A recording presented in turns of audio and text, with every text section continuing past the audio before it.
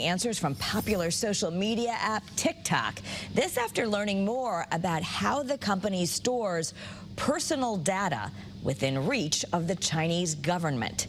Senator Blumenthal worked to send a bipartisan letter to the company that acknowledges private data of American creators is stored in China.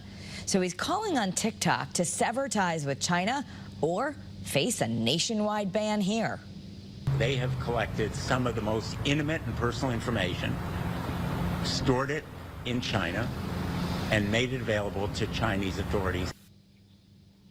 Previously, the social media executives denied that any data was stored in China.